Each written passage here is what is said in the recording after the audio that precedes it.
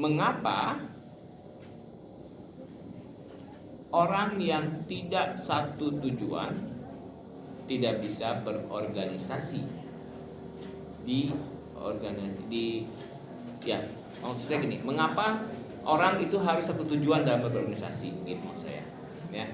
Mengapa orang harus satu tujuan dalam berorganisasi, ya. Terus kalau begitu, bagaimana dengan organisasinya? Ya, saya ingin tahu jawaban kalian itu apa.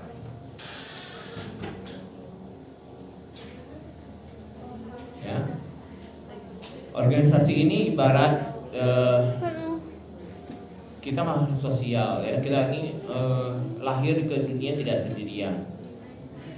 Ketika kita lahir, kita ada ayah, ada ibu. Kemudian setelah lahir kita tumbuh dan berkembang, mungkin ada kakak, ada adik. Lalu tumbuhlah keluarga dan seterusnya. Nah, itu bagian dari organisasi, bukan? Ya, organisasi terkecil di masyarakat adalah keluarga.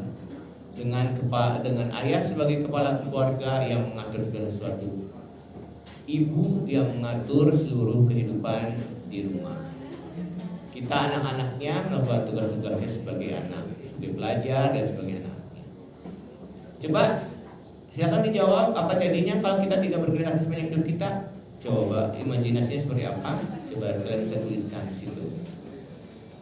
Oke, tolong panitia dicatat lagi ini ya yang sedang menjawab. Nah, sambil kita menunggu waktu sekitar 10 menit lagi. Apa jadinya kalau kita tidak bergerak? Ya? Coba.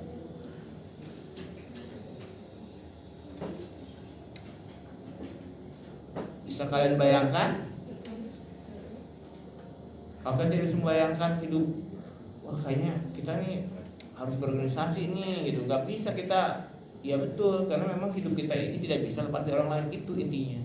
Kita harus berorganisasi dengan orang lain karena kita tidak bisa lepas dari orang lain. Terlepas orang lain itu berbeda dengan kita atau tidak, tetap kita harus bisa berorganisasi, ya. Kita nanti kalau sudah besar, sudah dewasa, kita punya pasangan, kita menikah juga itu berorganisasi juga loh, ya. Kemudian nanti kita sudah berkeluarga juga itu organisasi. Semua tidak ada yang lepas dari berorganisasi. Ya, hidup kita berorganisasi. Ya, OSIS latihan. OSIS adalah ajang latihan, arena atau laboratorium lah sebutnya. Disebut laboratorium berorganisasi kita di masyarakat. Di masyarakat kita akan banyak berorganisasi dengan orang-orang yang berbeda. Berorganisasi dengan orang-orang yang jauh berbeda dengan kita, tapi kita tetap satu, ya. Intinya, alhamdulillah Zahra sudah menjawab dari barak satu. Oke, coba saya lihat dulu ya, kita jawab dulu nih. Zahra menjawab, menjadi individu yang tidak mudah bersosialisasi dan susah diajak kerjasama, itu yang terpuruknya. Nah, kalau berhasilnya menjadi individu yang bisa diajak kerjasama dan pekerjaan dan ya bagus, pinter, tepuk tangan buat Zahra. Oke. Kemudian Reva Nisa, jika kita tidak berorganisasi sepanjang hidup kita, maka kita akan menjadi sulit untuk berorganisasi dengan orang lain. Kurangnya rasa, betul pisan, tepuk tangan. Ya, rasa percaya diri itu nggak bisa tumbuh sendiri, ya, bisa didapatkan dengan orang lain. Kita udah pede aja nggak bisa. Pede itu didapat atas respon dari orang lain. Kan kita kadang-kadang begini, gimana nih gue pakai baju ini bagus nggak? Kan karena itu gitu ya.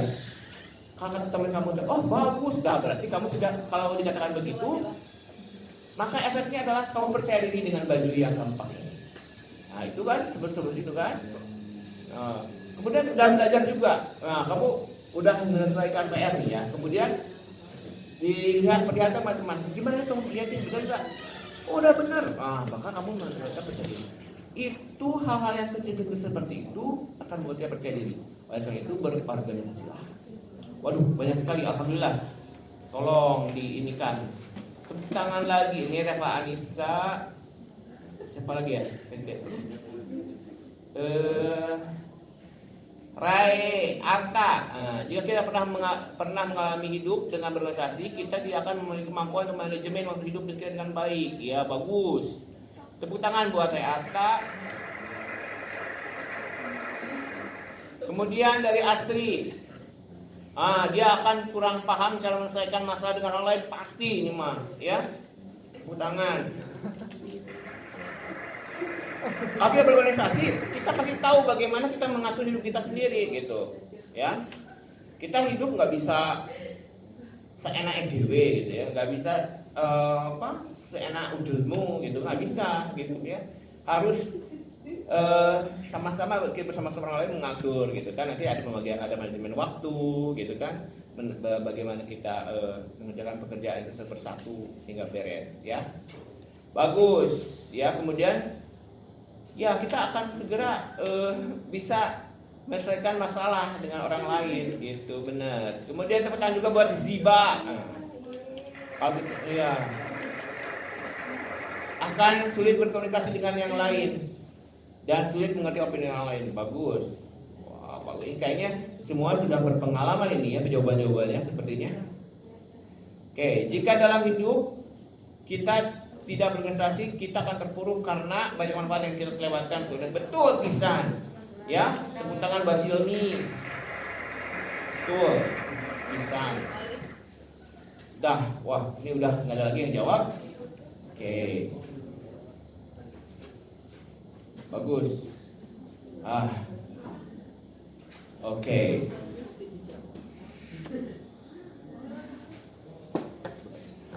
Oke, sekarang